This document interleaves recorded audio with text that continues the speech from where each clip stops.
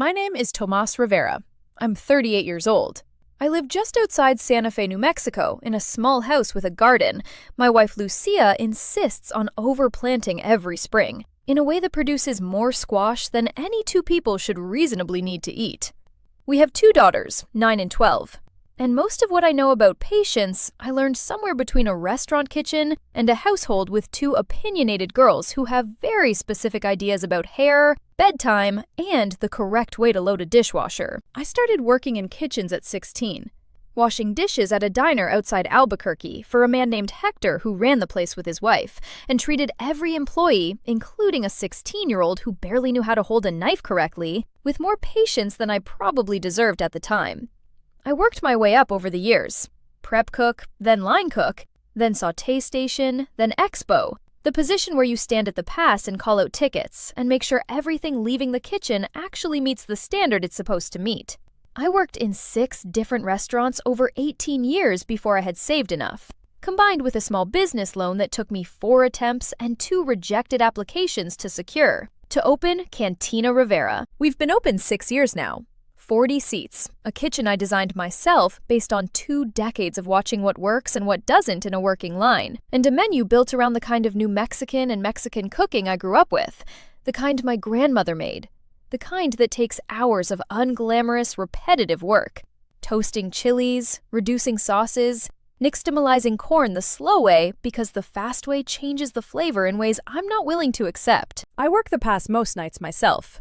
This means that on any given evening, I am standing in chef's whites, sleeves pushed up, calling out tickets, occasionally walking the floor to check on tables, refill water, clear plates when we're short-staffed, which, on a busy Thursday, we often are.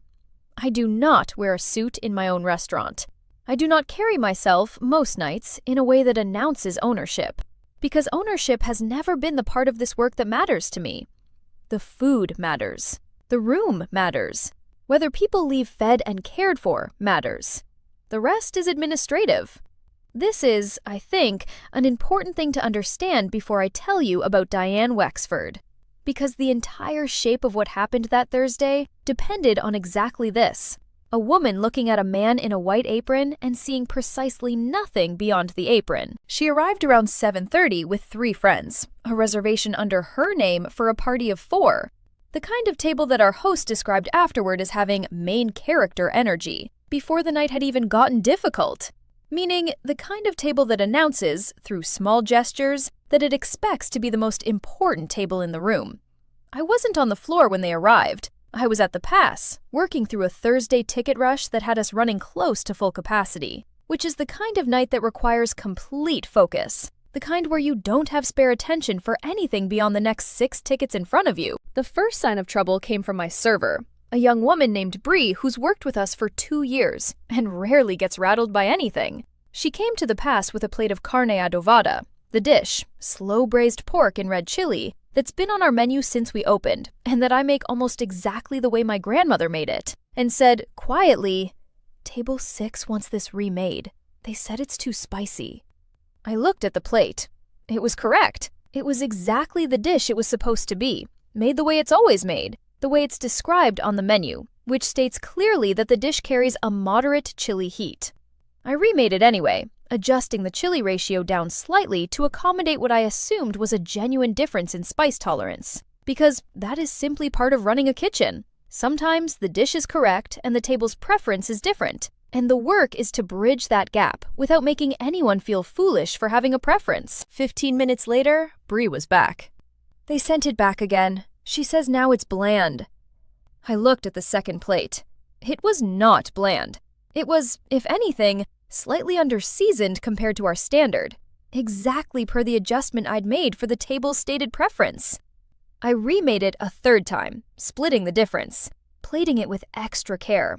The way you do when you suspect the problem in front of you has very little to do with the food. While I worked on the 3rd plate, Bree told me, in the brief, hurried way servers update a kitchen during a rush, what was actually happening at table 6. The woman, Diane, according to the reservation, had been narrating the entire experience to her 3 friends at a volume clearly intended for nearby tables to hear. She had described the first plate as trying too hard to seem authentic. She had described the second plate as evidence that You really can't trust a kitchen that doesn't have an actual chef running it. You can tell when it's just whoever's working that night. She had asked Bree, with the specific tone of someone performing concern for an audience, whether the restaurant had actual culinary training back there, or if it's more of a family operation type situation. I want to be honest about how that last comment landed because I think it matters to the story. It wasn't cruelty exactly. It was something more familiar to me than cruelty. The particular confident carelessness of someone who has decided, instantly and without curiosity, what kind of operation she's sitting in and who's running it, based on nothing more than the fact that the kitchen serves food she finds unfamiliar enough to be suspicious of. The third plate went out. I watched, from the pass, as Bree set it down.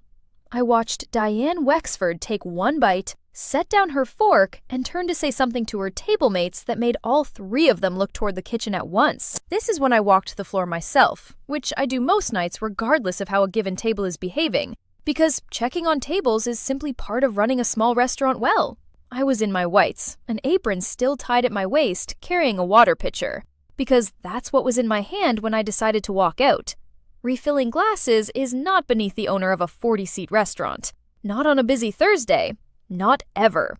I reached table 6 and began refilling water glasses. The ordinary, unremarkable task of anyone working a dining room. This is honestly the third time. Diane was saying to her friends, not lowering her voice in any meaningful way.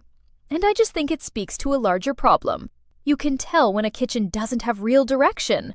It's amateur hour back there, genuinely. I don't know what I expected from a place with this many 5-star reviews online, but clearly the algorithm is broken, because this is not what I'd call a serious kitchen. I finished refilling her water glass. She did not look at me.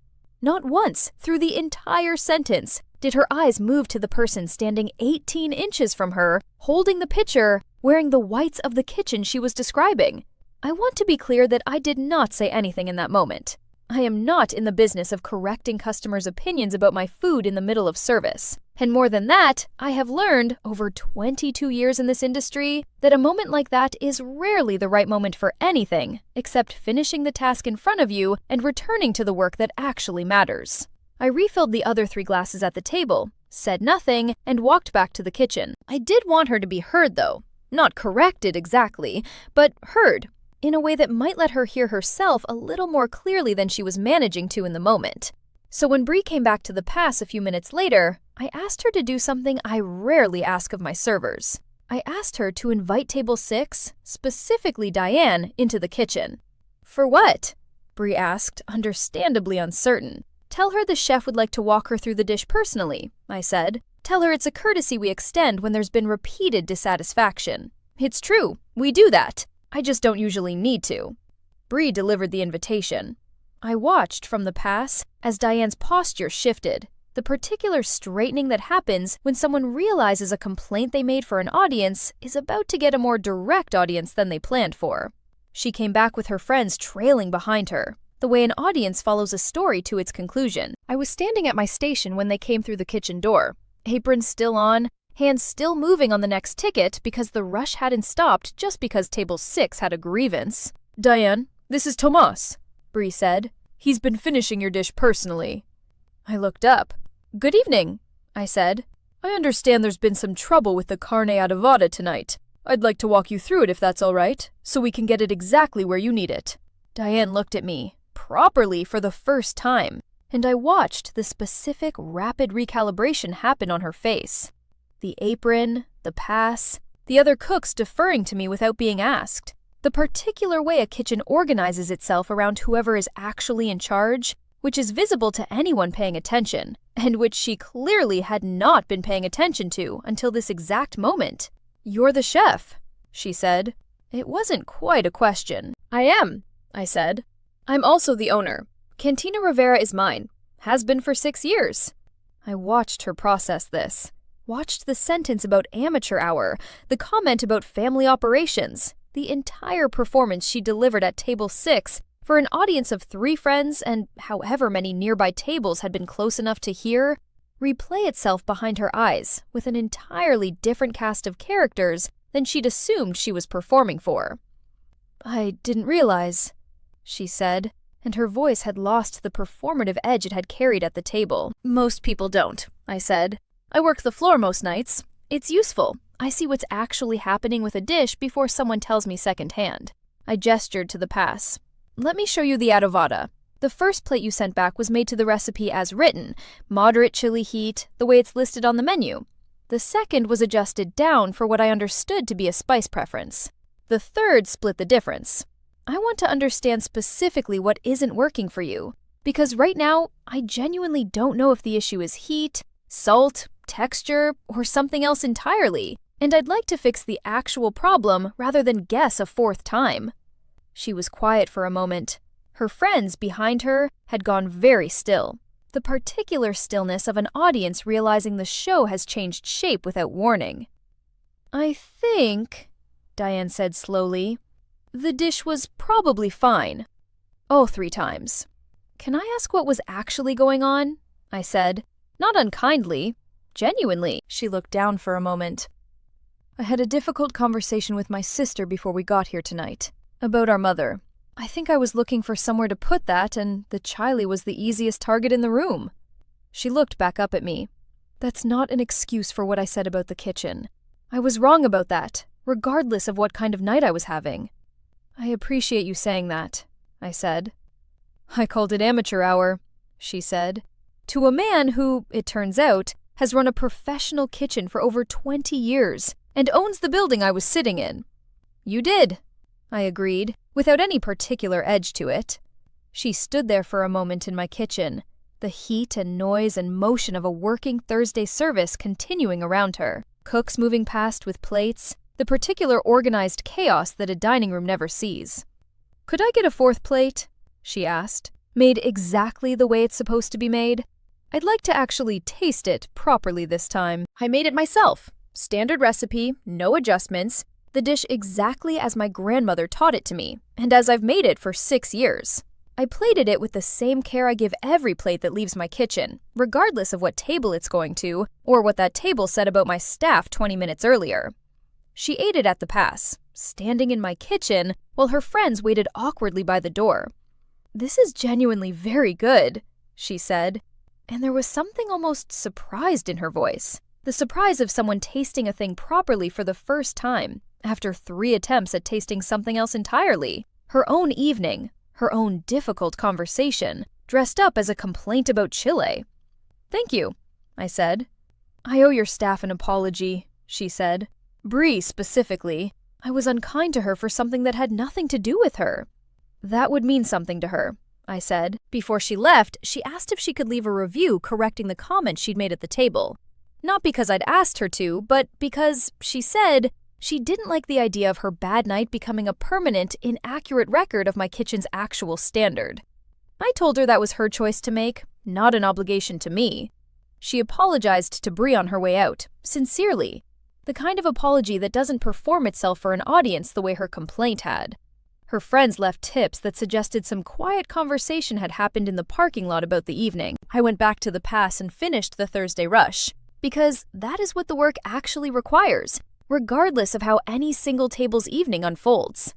I thought, briefly, about my grandmother's kitchen, about Hector at the diner who gave a 16-year-old his first real job, about the particular invisibility that comes with wearing an apron in a room where people have already decided, before they've met you, what an apron means about who you are and what you're capable of. I don't need every difficult table to end in a moment of recognition. Most nights, they don't. Most nights, someone is simply unhappy with their meal for reasons that have nothing to do with the meal, and the work is just to absorb that, adjust what can be adjusted, and keep the line moving. But there is something quietly worth remembering in a night like that one. Not the satisfaction of being recognized exactly, but the simple, durable fact that the apron was never the whole story. It never is. Not for me, not for the people I've worked beside in kitchens for 22 years, not for anyone standing in a uniform that someone else has decided to read as the entire shape of who they are. If you've ever been underestimated because of what you were wearing when someone met you, leave a comment below. I read every one. And if you know someone who works the line, the floor, the counter, anywhere people make snap judgments about what an apron or a uniform means, tell them the apron was never the whole story. See you in the next one!